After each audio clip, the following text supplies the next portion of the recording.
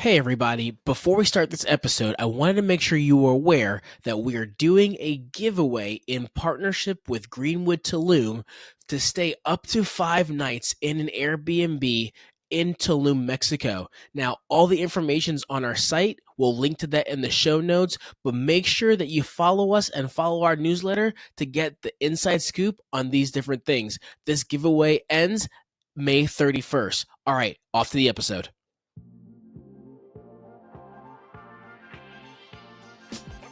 Today, we're diving into the world of points and miles with a guest who's been playing this game from the time he was born, in the 80s.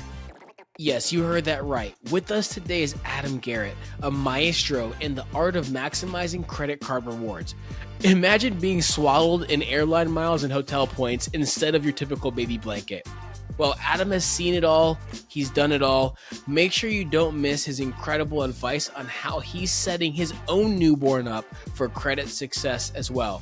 So buckle up, tune in, and discover how you too can jet set around the globe, savvy style, with the insights from a true expert in the world of points and miles.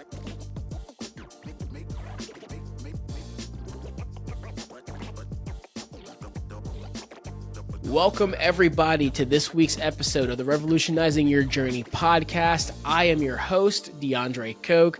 I've got a great guest with me today, Adam Garrett.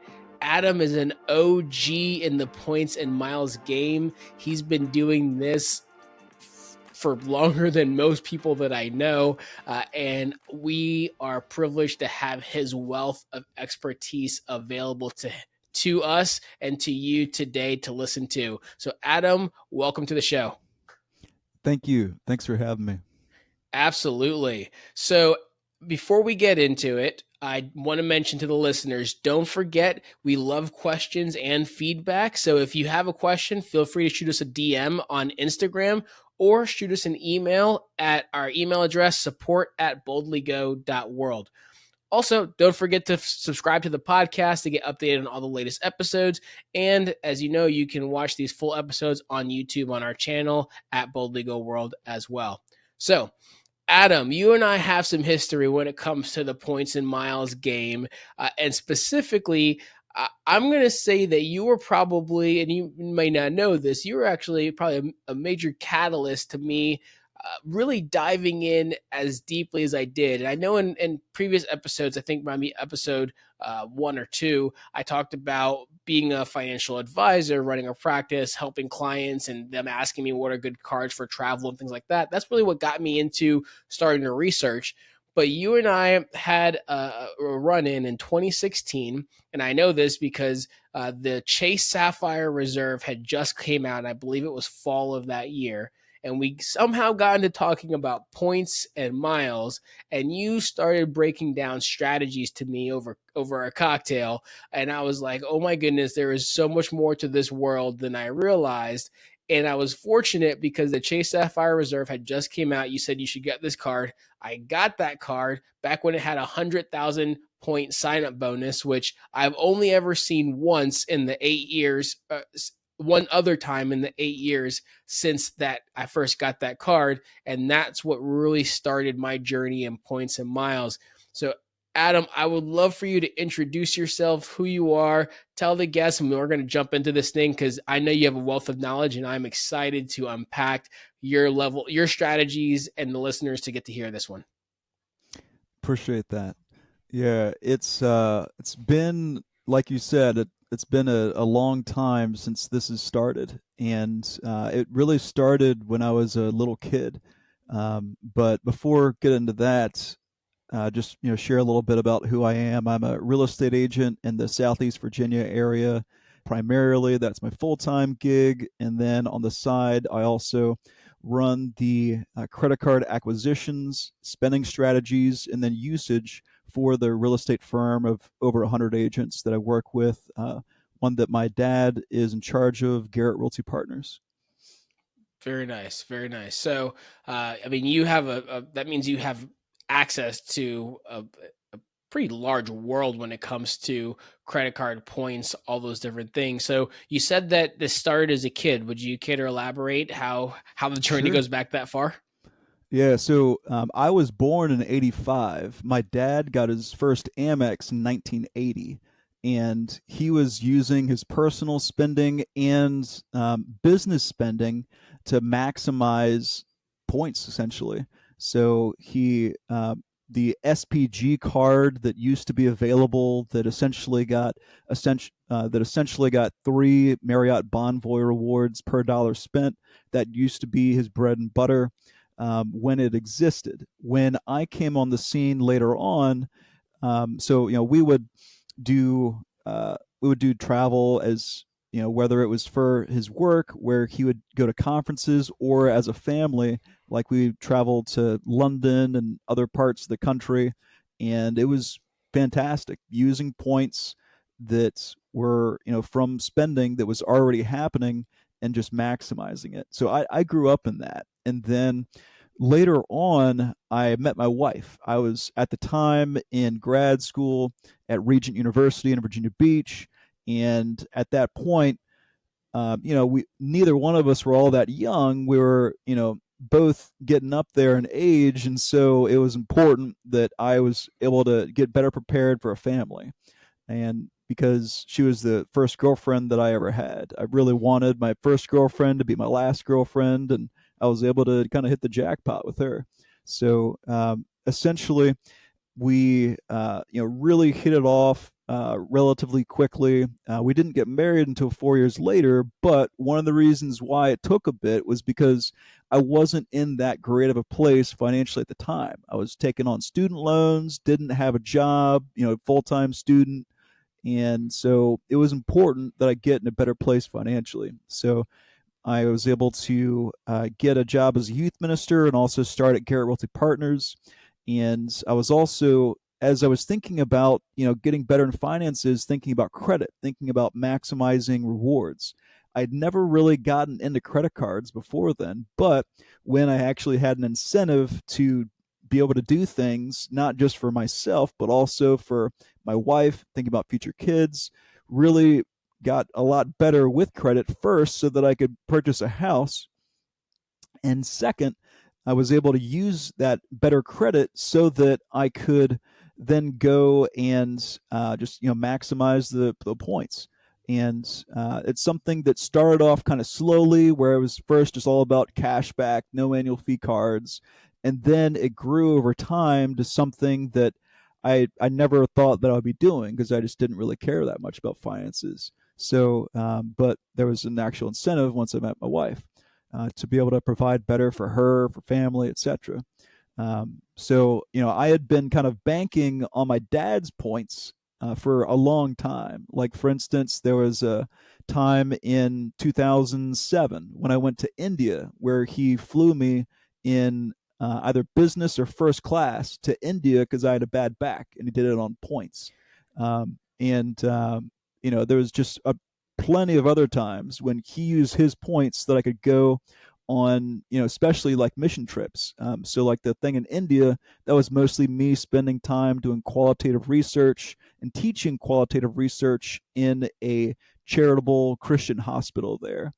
And so there was just tons of times where I kind of banked on his points without ever really having it as my own thing until very later on after I met my wife. So after I met my wife, started with the no annual fee cashback cards, then gradually acquired more and more cards. Started with some annual fee cards where it actually made sense, and today I have like over 30 cards from a wide variety of things and a wide variety of institutions. And it's really something now that I never thought it would be, but I'm really glad for just all the ways I'm able to maximize with my own spending. Plus, my I've got player two as my wife and player three as my dad, where we kind of work together to have a combined strategy that would be better than any of us just as a solo individual. So that's super cool, Adam. And like your the background history that you have is, I'm going to say, it's fairly unique and probably pretty rare because of all the creators and content generators out there that talk on this. I don't think I've ever heard a single person that's mentioned that they grew up in this space, right? Most people I think have probably come to learn about it roughly in the same timeline as me, more or less, maybe the last 12 years, probably on the higher end, and a year or two on the lower end. But I mean, you were really experiencing the points and miles lifestyle in probably the late 80s and 90s. And I mean, just to say that you had a bad back and so your dad flew you to India on points in 2007 is a huge testament to that. Now, I've got to make sure, because I know the listeners probably heard, oh my God, 30 cards. So, Adam, can you confirm for us what I already know and am positive of, right? Because you just said that you worked and you built your credit up. These 30 cards, did you just tank your credit? I mean, it's got to be in the gutter right now, right? No. If I were to pull up my credit score right now on some of the accurate, you know, like relatively accurate places like Experian.com, it would probably be in the upper 70s, if not over 800. Nice, nice, very nice, and that's exactly what I figured, Sorry, right? upper 700s, if not lower 800. When you said 70, I think I knew exactly Yeah. what you meant. So no Sorry worries about there. Yeah, that. no worries at all. All right. So high 700s, low Yeah. 800s, which is really typical of the average, points and miles user, card enthusiast. And we talk all the time, right? If you have a strategy, you're not incurring insane amounts of debts, you're paying these cards off, and you're not just opening and then canceling the cards, a month or two later, your score is going to be fine, if not actually improve. So, Adam, go And ahead. that actually that leads to one thing that I just recently did. My son was born about 8 weeks ago or so, and Congratulations. thank you. Appreciate that. And one thing that I did for his credit was actually to give him cards as authorized users. So now he's an authorized user on around like a dozen cards. That way it'll build up his credit age. So it'll, as long as there are no missed payments or anything, it's exclusively positive benefits. And I don't have any missed payments on my credit report. So as long as the people that are doing it are like that, then it's fantastic for someone else's credit. And something like utilization, let's say something happened and he was on someone's credit card, like for instance, we wouldn't do this, but let's say utilization was high on a card. All you have to do is cancel that card for him, and it's only 1 out of like 10 doesn't have any negative impact. So he would just have that positive credit history. And another thing too that can happen is if you have a really high limit, it can make it harder for someone with a low income, someone, like a kid getting in college and 18, to get new cards. So all you would have to do is cancel that card, but it would still positively impact his credit score. That's awesome. And so, I mean, unlike the majority of us that got our first credit card as an adult, or, our parents said, hey, credit cards are bad. Dave Ramsey says credit cards are bad, whatever it may be. So we've avoided them. I mean, your son's going to come in having a credit score as an adult, having a length of credit history. I mean, his average age of credit is going to be utterly insane by the time he's a young adult, which means that this is just all, like you said, just incredible positive benefits. I love that strategy. That's huge, and Thank you. no one's talking about things like that. So I'm glad you brought that idea up for the listeners as well. My fiance and I, we are in the no kids or dual income, no kids with a dog life.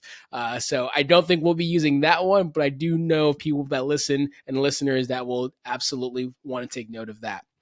Yeah, So and one card too that will be beneficial for my son Benjamin is the Ritz Carlton Reserve card. With the Ritz Carlton credit card, it has no annual fee for authorized users, but still provides priority pass access. And it also doesn't have a cap on the number of guests that you can bring in, unless the actual lounge itself has a cap. Whereas something like Chase Sapphire Reserve has a cap. right. Awesome. Awesome.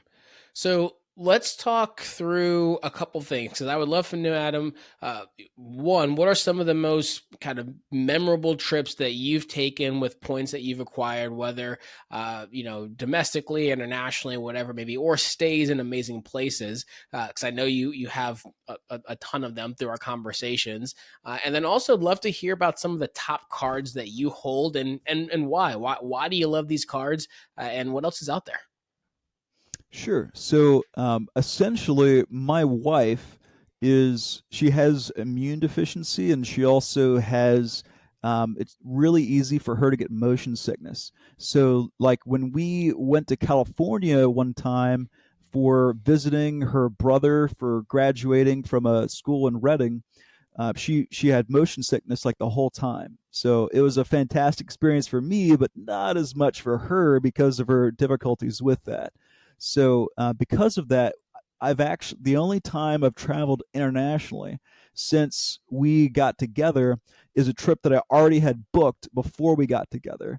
So it's completely eliminated international travel out of the equation. So it's all domestic travel, and even then, if it's flying even just a little bit, it can kind of mess with her in terms of that. So we do actually a lot more staycations and driving places like DC versus if that wasn't really a problem, because we actually haven't used frequent flyer miles for travel together in years, actually, even though I've traveled individually with frequent flyer miles apart from her. So for me, it's probably some of the best trips on points.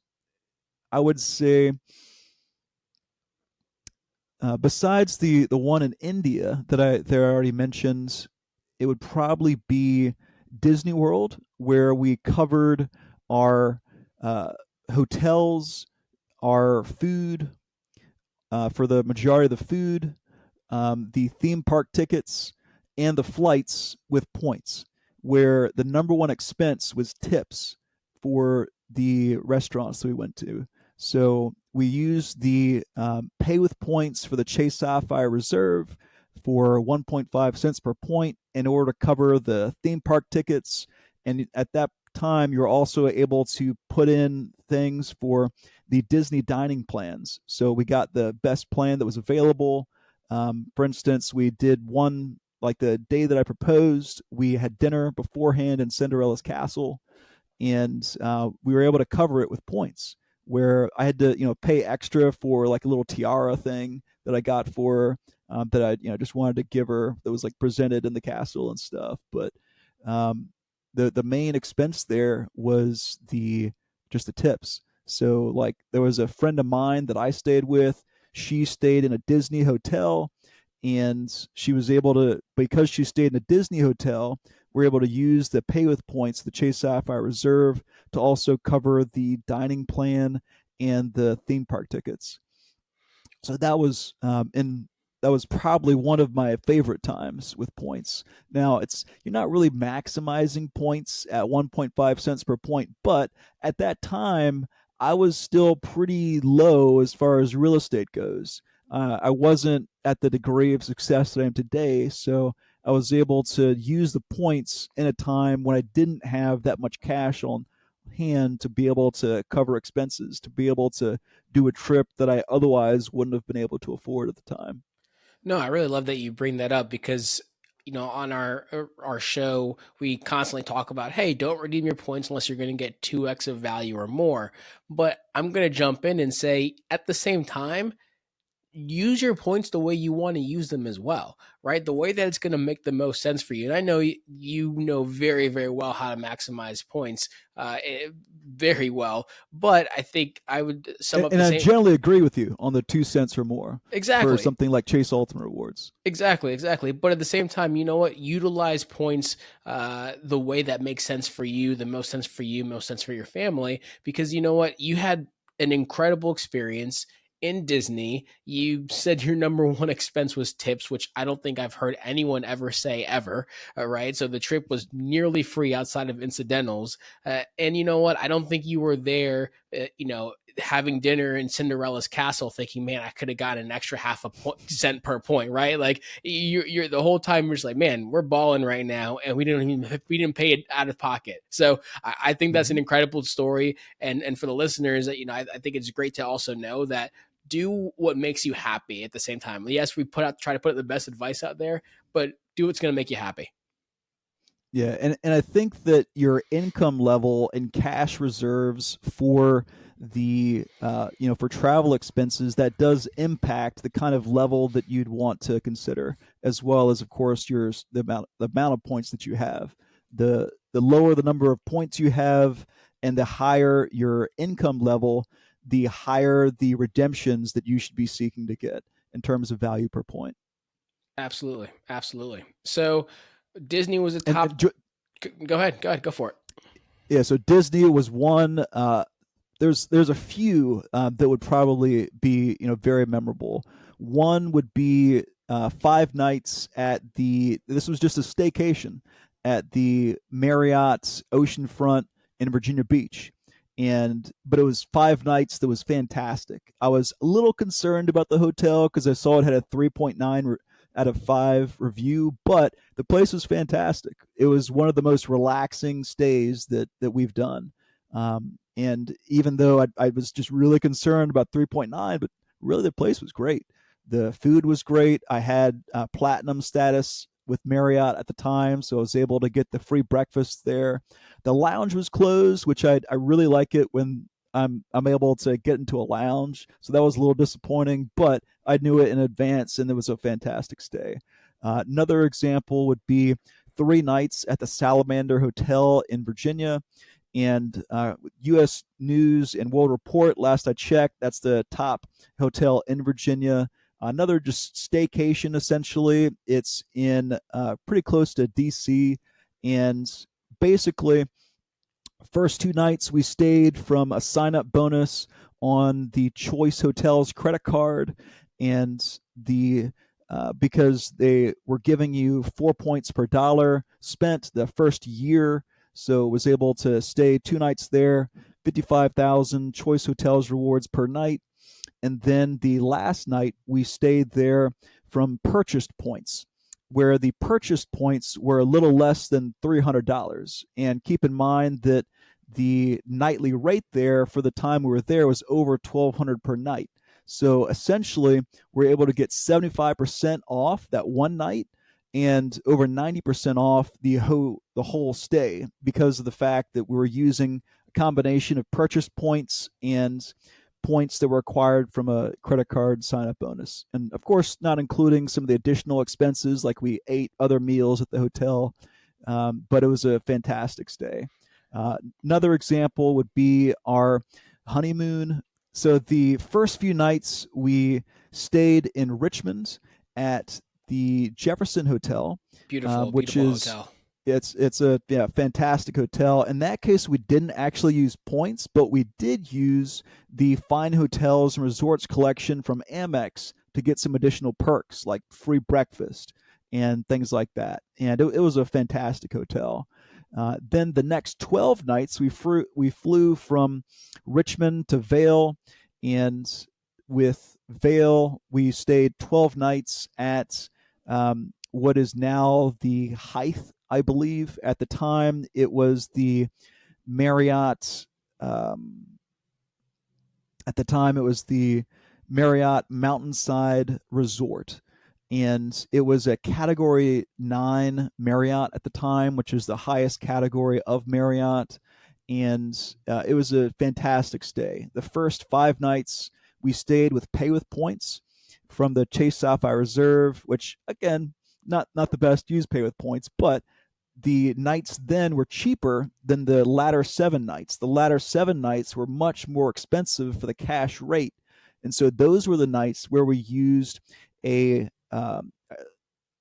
7 nights nights and flights package from Marriott. So back then, in like the 2016-2017 timeframe, they had this fantastic deal with points with Marriott, where you could get a nights and flights package that was just awesome in terms of the You could get Alaska miles from it. You could get United miles. There was all kinds of different miles that you could get, where you could get solid number of miles plus a 7 night stay, and you could do it at different tiers. So we did the highest tier out of Marriott hotels, and then the highest tier of Marriott hotels, that category 9. And so we were really able to maximize there because of, combining the two. So that would have been another awesome stay where we're able to get an upgraded room because of my status with Marriott. Actually, I think we might have even been able to pay for an upgrade there. So, but we were able to get an upgraded room and to a mountainside with where you could see the mountain, etc., and have a fireplace in the room, and it was great for the 12 nights. And then I would say another one of the top ones would be a 5 night stay at the Ritz-Carlton Central Park. And the Ritz-Carlton Central Park was just a fantastic spot, and we're able to get lounge access as well. And so with the 5 night stay, we used points. At the time, even though it was the highest category of Marriott, it like at that time the categories hadn't adjusted where there was a higher category, so we were able to get it at a lower points rate, and also because we did it in an increment of 5, we were able to get the 5th night free on points. And we're also at that time, Capital One miles was in transition, where when I told my wife about it, we booked it, etc. At that time, you couldn't actually use Capital One miles for transfer partners. So, and by the time of the actual stay, you could, but we had already kind of done things before, so we used Capital One miles when they were just worth 1 cent in order to have lounge access throughout our stay there. And so there we're able to do, with our Ritz-Carlton, even at a low tier, you're able to do breakfast, lunch, and dinner. And they won't call it lunch, they won't call it dinner in the evening, but it's totally doable for lunch or dinner. Whereas a lot of other lounges, you can't really have much of a lunch per se. It's like snacks, like very minimal snacks a lot of times with lounges, if it's not for an airline lounge, but a hotel lounge. Hey everyone, this is DeAndre Coke interrupting the episode real quick to let you know that if you want to travel in style and luxury thanks to travel hacking, here's an amazing opportunity to learn how. I've partnered with Lux Travel Hacks to offer you a special discount on their in-depth online course. It busts common myths, teaches the basics, and even has advanced techniques that surprised even me. Imagine exploring ancient ruins in Italy, or sipping cocktails on a Polynesian beach, and traveling there in business or first class, all for less than you'd pay for economy. This limited time offer saves you 50%, and you even get bonus content that's not available to the public. You also get access to the private Lux Travel Hacks Facebook community, where you can grow even more in your travel expertise. Click the link in the show notes and use the code BOLDLYGO at checkout to take advantage of this huge opportunity. All right, now back to the show. Right. Awesome. So a lot of really great things there. One thing I do want to clarify, where you talked about pay with points in 1 year stay, because I think this will be helpful for the listeners, right? So you ended up for that one stay, I can't remember which one it was exactly. It was the one through Choice Hotels. You basically, just to clarify, you used points for 3 or 4 of those nights, but then for 3 nights. For 3 nights, yep. Yeah. And then that last night, you ended up going to Choice Hotels and buying their points in bulk. So you bought however many points you needed, 50,000 points or whatever it was, and you spent $300 for that, because that night stay was only that 50,000 or 55,000 points versus $1,200 in cash. So you saved. Right. So I spent $300 to purchase the points, and those points were able to cover that night without any additional fees. And so we were able to save $900, 75%. Awesome. And that's a great thing to point out as well for the listeners, because you absolutely can do that with other strategies. Let's say you're looking to book a business class flight or even economy, it doesn't matter where, and you know that you've got 25 or 30 or 40,000 points through Chase that you can transfer over to, let's just say it's Virgin Atlantic or something like that. You can say, well, I need 50,000, I only have 40. You could transfer 40,000 points over and then buy the other 10. And a lot of these airlines have bonus times where you'll get extra points or bonus points when you purchase. So if you purchase 10, you might actually get 20, and different things like that. So I think that's a really cool thing that you pointed out there that could really help the listeners as they're trying to figure out how to navigate this world of, using points. And at the same time, we don't talk about this often enough, but buying points in order to make the trip more memorable or extend your stay or whatever it may be. Yeah, and that's a great point too about doing it during promo periods, because generally speaking, points are not worth purchasing unless it's during a promo period. There are some exceptions, but like daily getaways, for instance, is one of the best times to purchase points during the 2 weeks or so of daily getaways, when you've got all kinds of excellent opportunities to purchase points and other things like that, such as Choice Hotels rewards. That's when we purchased those Choice Hotels rewards, was during daily getaways, when I've been able to get them for around half a cent per point during daily getaways. Now, daily getaways, do you mind elaborating more on what that is?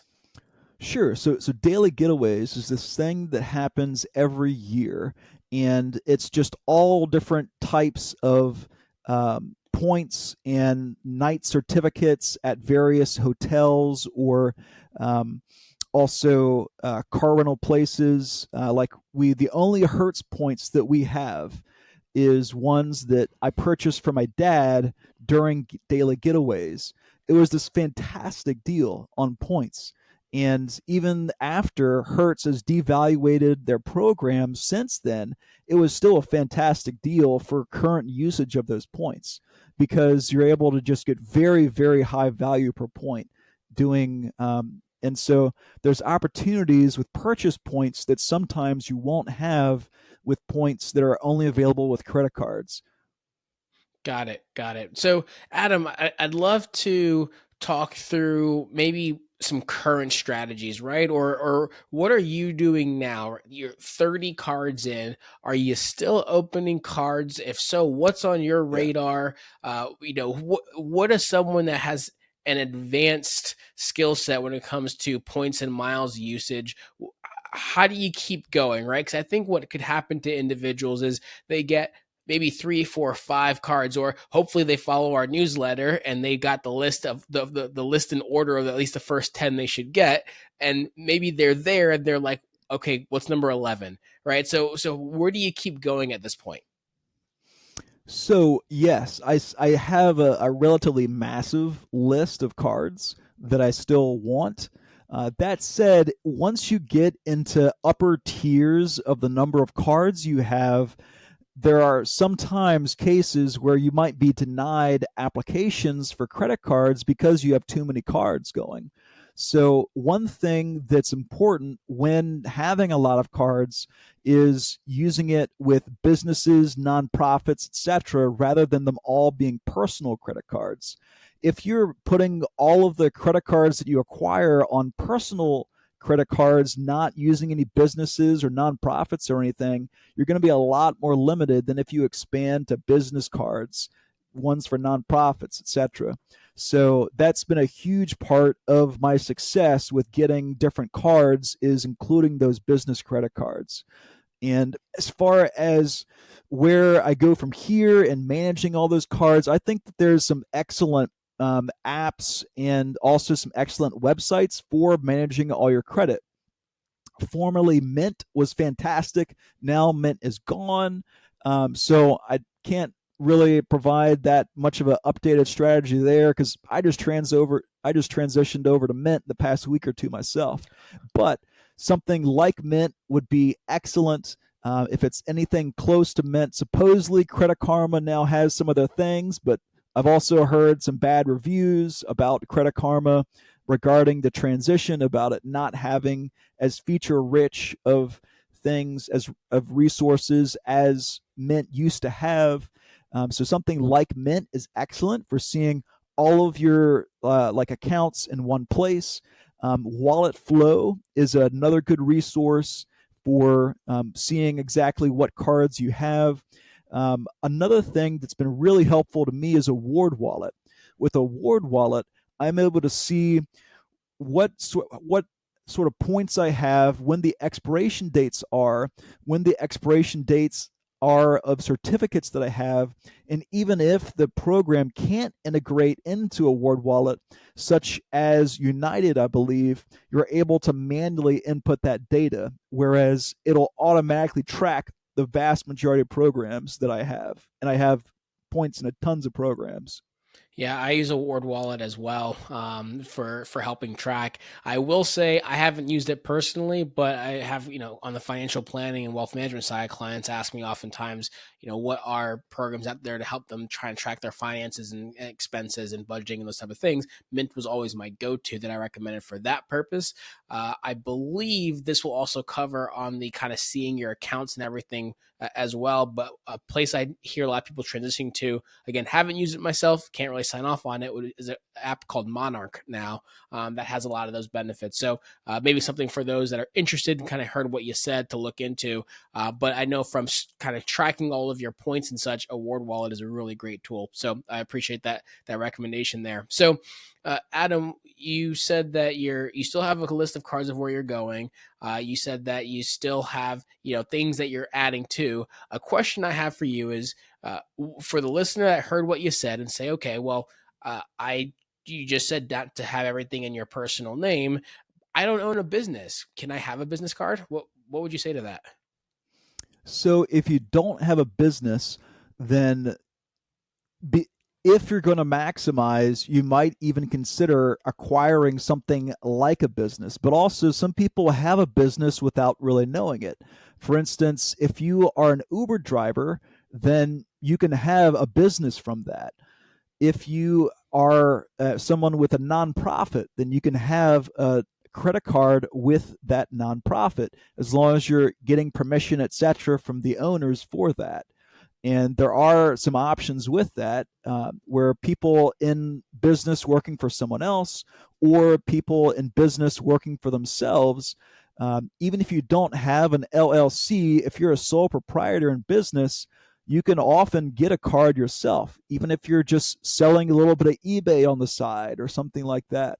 So there's definitely options for business, even if you don't think you have a business. Yeah, and I appreciate you elaborating on that because that's exactly the point that I was going to make, and the fact that if you are someone that sells stuff on eBay, like you said, Facebook Marketplace, Etsy, a lot of these places, just by the act of doing that, it could be you sell one lawnmower a year on eBay, right? But that actually constitutes you as a business, and you're able to actually get a business credit card. You don't have to, as you said, have an LLC. You don't even have to have a federal EIN for the business. You can actually just go in as a sole proprietor and just put in your social. So just a little tip out there for those that are like, how do I get a business card if I don't own a business? Well, you might actually and not even know it, or have the opportunity to be creative and think through, well, how can I very simply start a business that doesn't have to be a raging success, but it technically qualifies as a business? Adam, any other strategies, tips, anything kind of currently on your radar when it comes to the points and miles game that you've been playing for so long, or any maybe unique strategies with different cards that you might not hear people talk about? I think at one point we had messaged even, and you mentioned something about a Wyndham card. Any strategies that are you think are unique for listeners to hear? So, a few things there. One thing that I would recommend is if you have multiple businesses or a business and a nonprofit, consider opening the same card with multiple different types of businesses or nonprofits. If the card is able to get two sign up bonuses, that's definitely the case. In some cases, you want to check with the particular institution beforehand to see if that's possible, because it may not be. But there's definitely cases where you can get two sign up bonuses for the same card while holding both by using separate businesses. And another thing that I'd recommend too is there's some cards with a cap on spending for getting certain rewards, such as the Amex Blue Business card.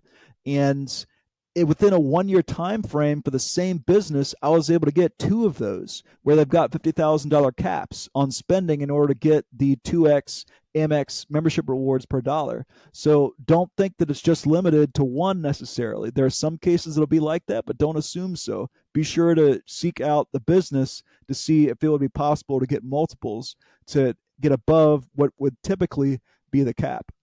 Awesome. Awesome.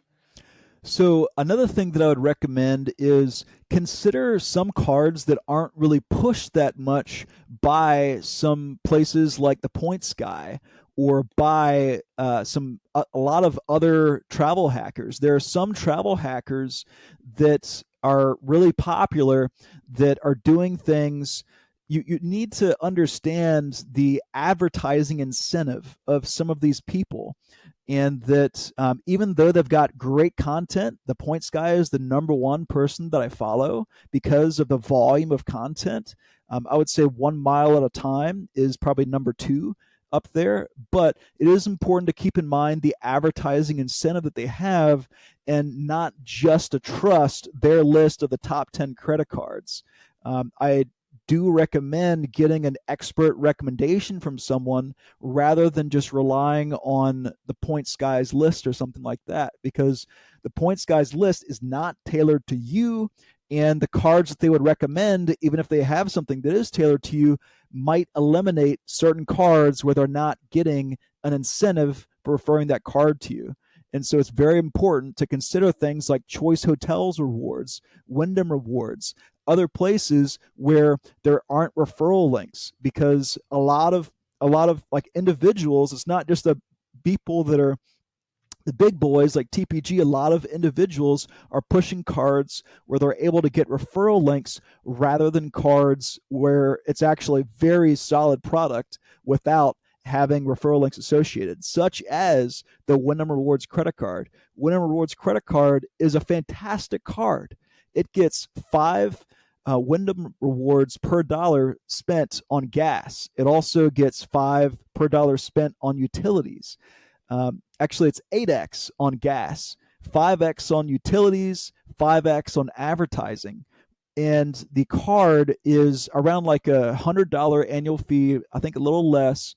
And it comes with 15,000 points each year that you have it, as well as giving you status. The status that it gives you in Wyndham is diamond status. That matches on an annual basis to Caesars. That starts essentially a status, what they've called a status merry-go-round, where you can do things like getting free cruises, etc.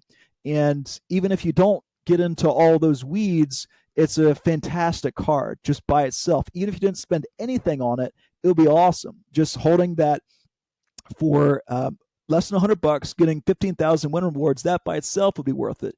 TPG valuation for those Wyndham rewards is 1.1 cents per point. So you're already coming out more than 50% positive just by holding on to the card, just by getting those points. And it's not a certificate like a lot of places, it's actual points. So if you wanted to, you could just keep a card for 3 years and have a 45,000 point redemption if you wanted to. But it's awesome for getting the 5 points per dollar, and then the 8 points per dollar, 8 points per dollar on Wyndham rewards and gas, and 5x on utilities and advertising. It's just an awesome card. I've also got other cards for advertising like the Chase Inc. Preferred and the Amex Business Gold. Those get 3x and 4x respectively, but the annual fees for those are not like with Wyndham rewards. It's higher annual fees. Actually, for Chase Inc. Preferred, it's probably around the same amount, but it doesn't have something where holding onto the card is justified with the annual fee. Whereas with Wyndham rewards, that's the case. And so you're getting the best of both worlds, even though it's not advertised practically at all because there's no referral links associated with it. Got it. Got it. And I appreciate you saying that. And quite candidly, we talked here even in this episode, right? We have a list of our top cards that we recommend, and they all have referral links to them. But one of the things that we do is we also have people reach out to us and talk through a personal consultation of what card should I get? What should I do next? Because we can tailor that to them specifically as well. But yes, there are also cards out there that they don't have links that are still great cards to have. And many of those I have myself as well, because of the fact that they can really take you the distance in very creative ways that you don't really hear a lot of people talking about. So I appreciate sharing that. Just before we And one other thing I should mention too, go ahead. the TPG valuations are influenced, in my opinion, by the referral links. So Mm. like the Wyndham Rewards, 1.1 cents per dollar. I never get 1.1 cents per dollar in Wyndham Rewards. The lowest I would ever want to get would be at least 1.5 cents per dollar, but it's possible to get 2, 3, 4, 5, even I think I've seen up to like 10 cents per dollar with Wyndham Rewards.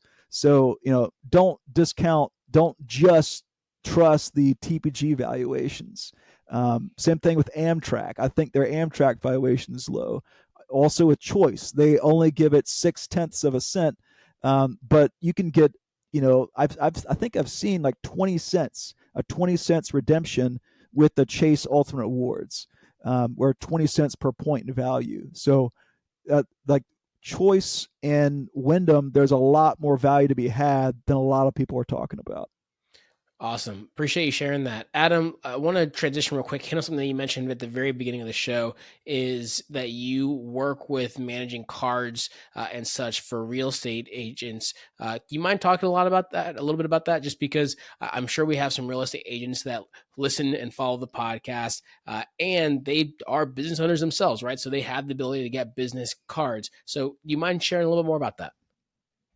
Sure. So I work for a firm that's got over 100 agents with it. I also, my dad has got Garrett Realty Partners, and he also has other affiliate businesses like Property Management by Garrett, also a contracting company, and other businesses as well.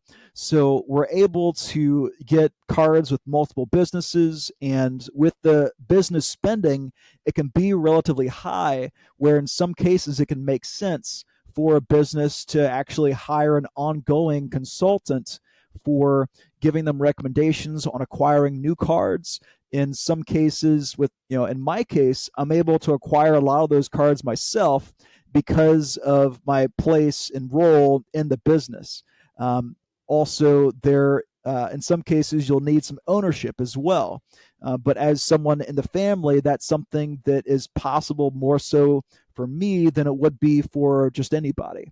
And so it's something that can be, very beneficial for a company, especially at a high spending level, to be able to really maximize the points that they acquire through their spending, as well as the redemptions that they're able to get. Because before I ever came on the scene, we were doing a lot of spending on points, and we weren't doing bad. We were doing better than most companies out there, especially on the old Starwood credit card, where we were getting essentially 3 Marriott rewards per dollar, where that was really our bread and butter as far as that goes. But when I came onto the scene, we really got diversified in the number of cards that we started using, and we also started getting a lot higher values, as well as more diversified options for redeeming points, such as the Amtrak rewards for train travel.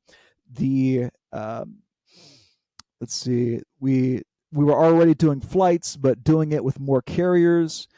Also able to do hotels, which we weren't really doing before, even though we were getting hotel rewards through that Starwood card. There was plenty of value on the table. We just weren't taking advantage of it in terms of hotels. And so we've really diversified since then, also with rental cars, as I mentioned, with Hertz. So yeah, there's a lot of value to be had if, especially high spenders, whether an individual or a business, is able to really maximize through a consultant. Awesome. Awesome. So as we start to wrap up here a little bit, Adam, appreciate all the things that you've shared. We've shared a lot of like higher level strategies in this episode. But my question for you would be any advice that you'd give specifically to beginners, who are just starting out in this process? Maybe this is the first episode they've even ever heard. What would be your advice for those starting out in the points and miles world? For someone starting out, I would say don't get into it unless you are willing to not fall into some of the pitfalls of credit cards, because it's not just about interest typically exceeding any sort of points or cash back you get. It's also about spending too much.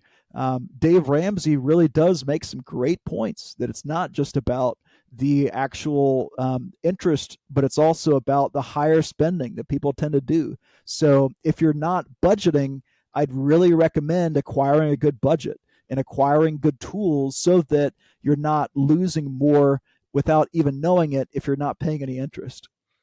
Awesome. Awesome. Adam, how can the listeners connect with you?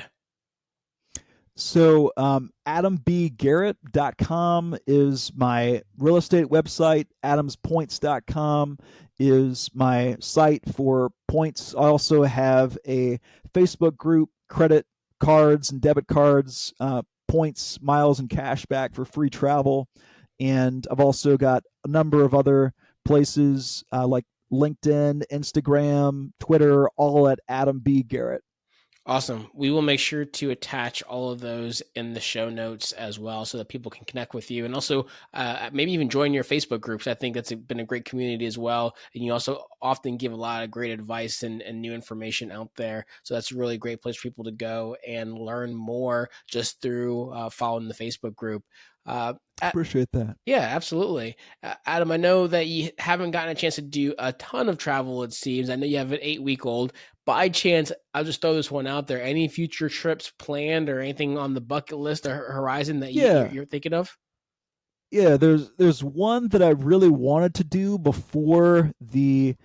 um, before the transition, but with Turkish Air Miles and Smiles, you used to be able to do travel to anywhere in the US or certain US territories like Puerto Rico and the Virgin Islands, also Hawaii and Alaska. You used to be able to do it for 15,000 points round trip.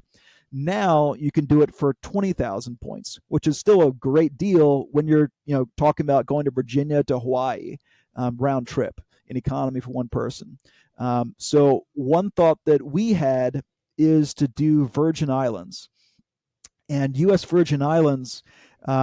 It's a shorter trip for my wife. So me, I'd prefer to go to Hawaii a little bit if my wife didn't have motion sickness, because it'd be higher value. But we're going to probably U.S. Virgin Islands once she's in a better place, kids in a better place, etc.